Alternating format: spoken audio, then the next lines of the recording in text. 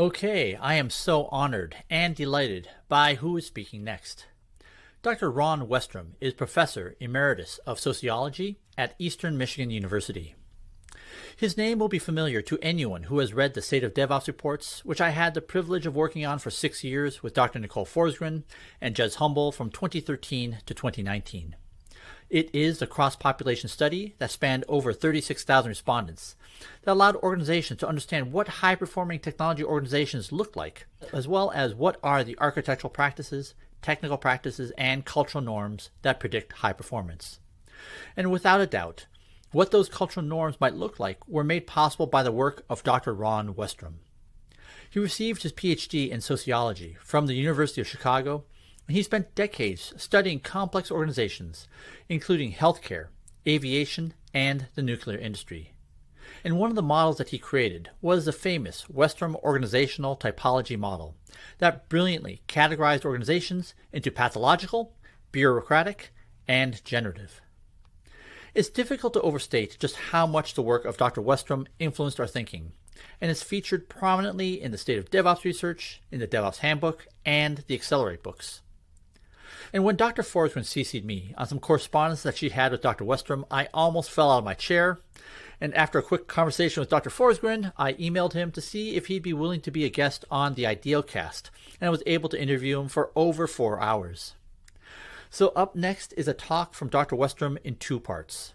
First, he will be teaching us about information flow in organizations, as well as providing a case study on Boeing, which we aired earlier this year.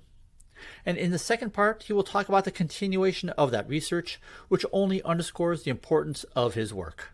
Here's Dr. Westrum. Today we're going to talk about information flow cultures. And we're going to talk about the cultures of organizations. So what the devil is organizational culture? Well, organizational culture is a complicated thing.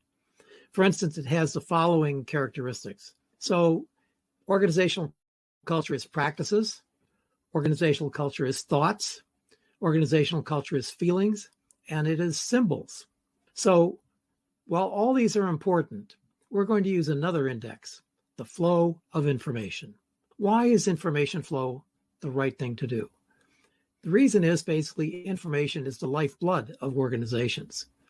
If the organization has a good flow of information, the organization will do well. If it has a bad flow, it's not going to do very well.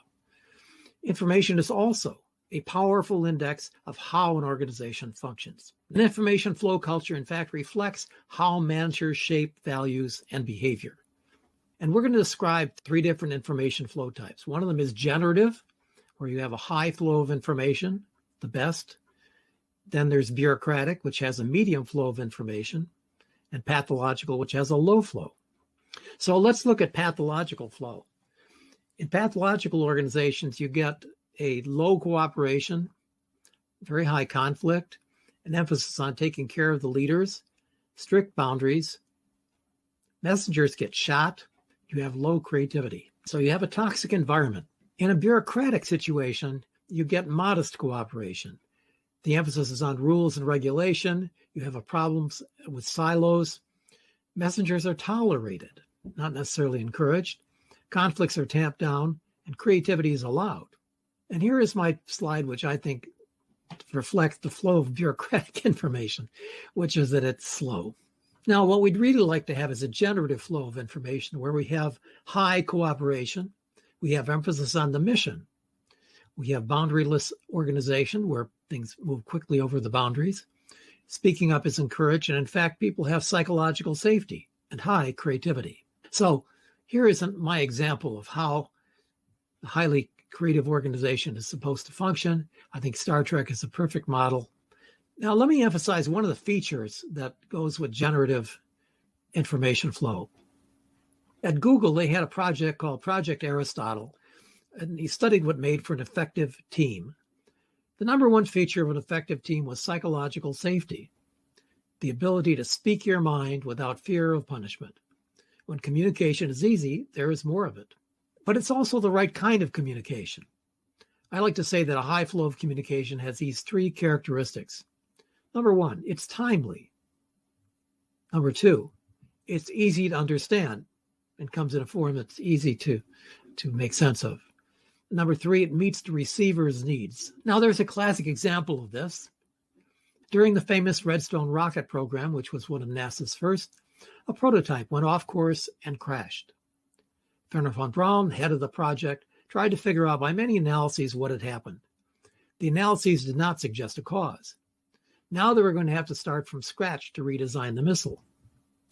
But then an engineer came to von Braun. He said, "I think I did it." "But how?" von Braun wanted to know. Well, the engineer said, "I touched a part of the circuit with a screwdriver and got a spark.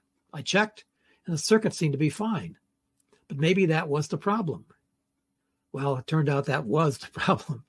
Okay, so the problem got solved. And then von Braun sent the engineer a bottle of champagne.